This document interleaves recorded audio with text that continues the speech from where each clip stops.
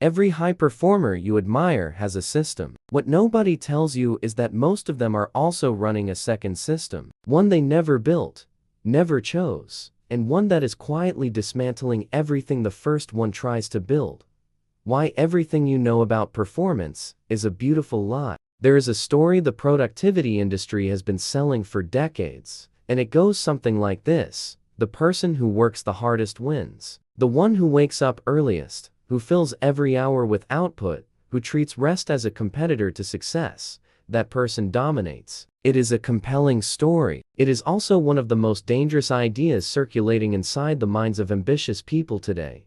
If you want to understand where this idea breaks down, you do not need a psychology textbook. You need to look at Rome, not the myth of Rome, the operational reality of it. The Roman legion was the most lethal and sustained military machine in human history, not because its soldiers fought without stopping, but because its generals understood something that most modern performance culture refuses to accept. The legion marched in intervals. It rested on a structured schedule. It built fortified camps every single night, not as a luxury, but as a strategic necessity. The Roman command knew that a soldier who arrived at battle fully recovered was worth 3 soldiers who arrived depleted. Energy management was not a soft concept for the Romans. It was military doctrine. Follow this investigation closely, because what we are uncovering across these next several minutes will fundamentally change how you design your days, and more importantly, how you protect what matters most inside them.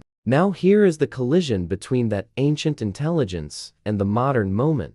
We live in a culture that has rebranded exhaustion as ambition. That has taken the image of the depleted soldier, the one the Roman generals would have benched, and turned it into an aspirational identity. The hustle, the grind, the 100-hour week as a badge of status. And embedded inside that culture is the single most common performance leak affecting driven people today.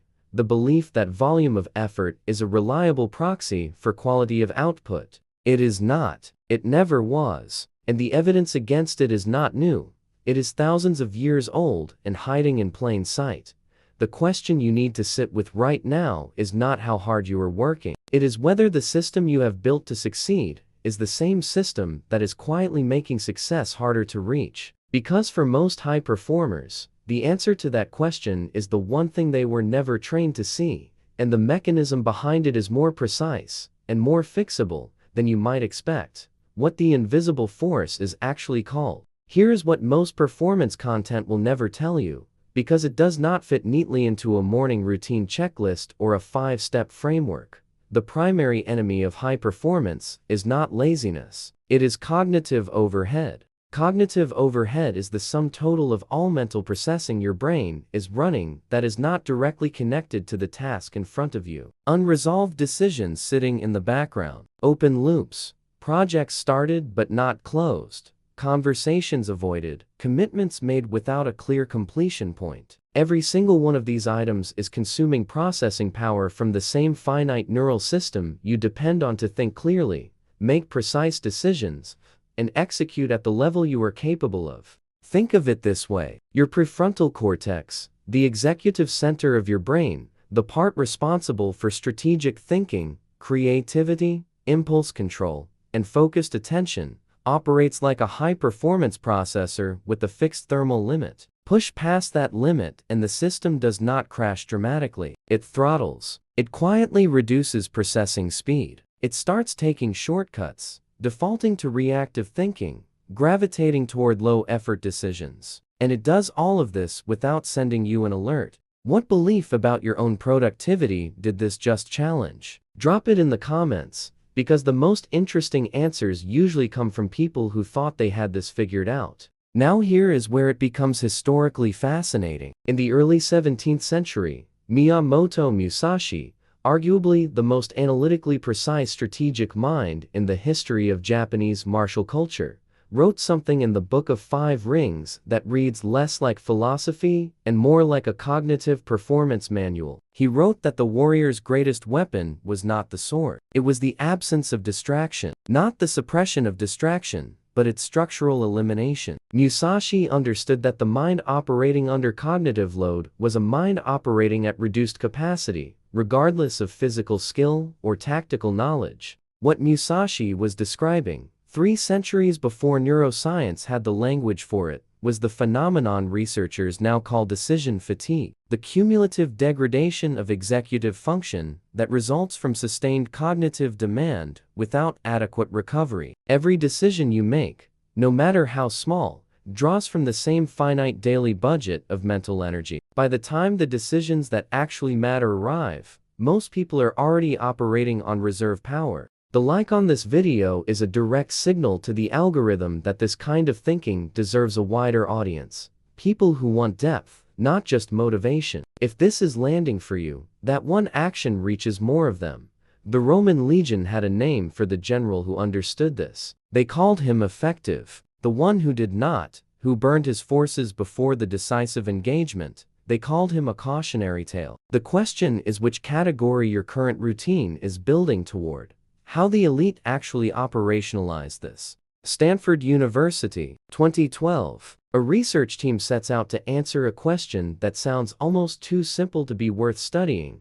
Does working more hours actually produce more output? The results did not just challenge the assumption, they demolished it. What the researchers found was that productivity, measured not in hours logged, but in quality of cognitive output, plateaus sharply after roughly 50 hours of work per week. Past that threshold, each additional hour produces progressively less useful work, and past 55 hours, the degradation becomes severe enough that the extra hours produce net negative results. People working 70-hour weeks were accomplishing, on average, the same measurable output as those working 55, with the critical difference that the 70-hour group was systematically destroying their capacity for the following week in the process. This is the performance leak, not the dramatic collapse, not the obvious burnout, the quiet, compounding drain that accumulates across weeks and months until the person looking back cannot explain why their output feels thin, despite the effort feeling immense. Now pivot to Silicon Valley, specifically to the design philosophy behind some of the highest leverage product decisions in modern technology history. The engineers and product architects who built the systems that now run large portions of global communication did not operate on the assumption that more time meant better work. They operated on a principle called deep work capacity, a finite daily resource that, once depleted, could not be replenished by caffeine, discipline, or a better playlist. It could only be restored by genuine cognitive recovery. Jeff Weiner, former CEO of LinkedIn, became notable inside leadership circles, not for how many hours he worked but for a practice that his peers initially found almost suspicious. He deliberately scheduled nothing. Blank blocks in his calendar, sometimes 60 to 90 minutes per day, that were protected from meetings, emails, and decisions. Not for rest in the passive sense. For unstructured thinking, the kind of processing that resolves the open loops, integrates information, and generates the clarity that makes every subsequent hour of work exponentially more valuable. What he was doing was not innovative. He was reconstructing, in a modern context, the same cognitive architecture that Benedictine monks built into the Ora et Labora framework in the 6th century. Work and contemplation not as opposites, but as paired systems, each one making the other possible. If you are tracking a pattern across these examples, you should be, because the thread connecting a Roman general, a 17th century samurai, a Stanford research team, and a Silicon Valley executive is not coincidence. It is the same underlying operating system, and most high performers are running the wrong one.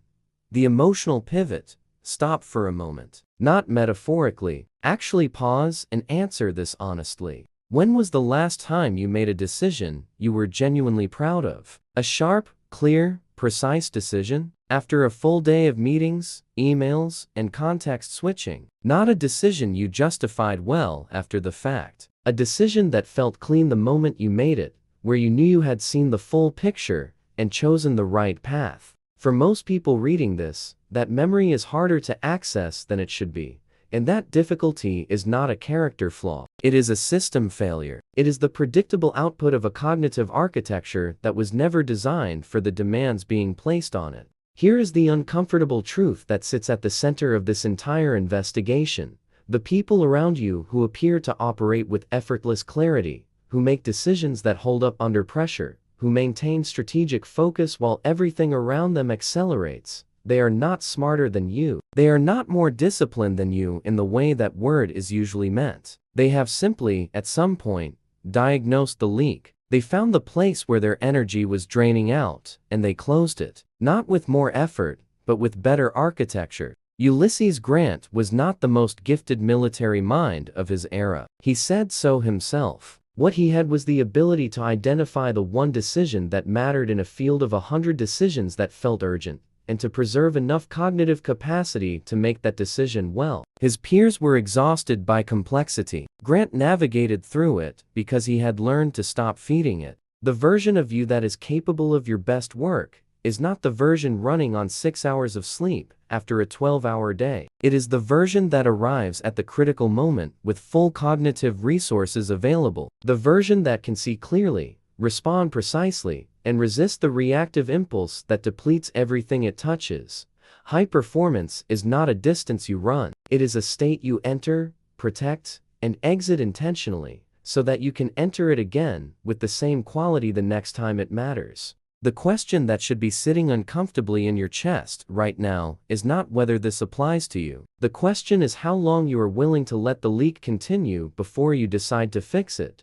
What if you rebuilt the whole system from the ground up? The framework that emerges from everything examined in this investigation is not complex. Complexity, as it turns out, is part of the problem. What the Roman generals, the samurai strategists, the Benedictine monks, and the modern performance researchers all converged on is a principle that is almost offensively simple: protect the resource before you deploy it. The first operational shift is what cognitive scientists call open-loop closure. Every unresolved item sitting in your mental background is a drain on your prefrontal cortex, regardless of its actual importance. The practice is not to complete everything immediately, it is to make an explicit decision about everything. You will do it, delegate it, or consciously eliminate it. Any of those three choices cost less cognitive energy than the perpetual low-grade processing of an unresolved item. Close the loops deliberately, and you immediately free up processing capacity that was invisible to you before.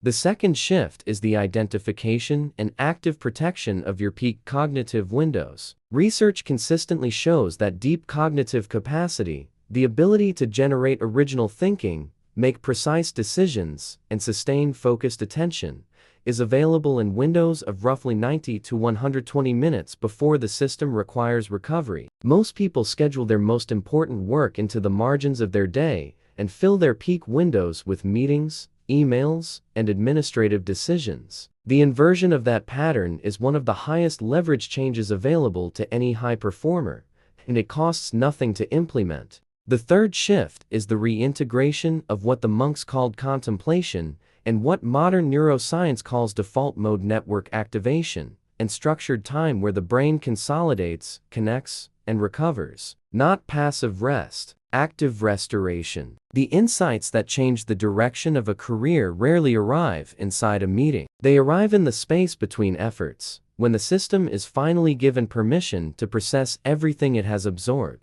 Subscribe and turn on the notification, not as a favor, but because the next investigation goes deeper into the architecture of how the highest performers in history structured their environments to make clarity inevitable rather than occasional. The details of that system are more specific and more actionable than anything covered here. And leave this with the question that has no easy answer. If the single most impactful change you could make to your performance had nothing to do with adding more and everything to do with removing the right things, would you actually have the discipline to make that removal? Because what separates the people who understand this from the people who live it is precisely the answer to that question. This was the entry point. The architecture goes much further down.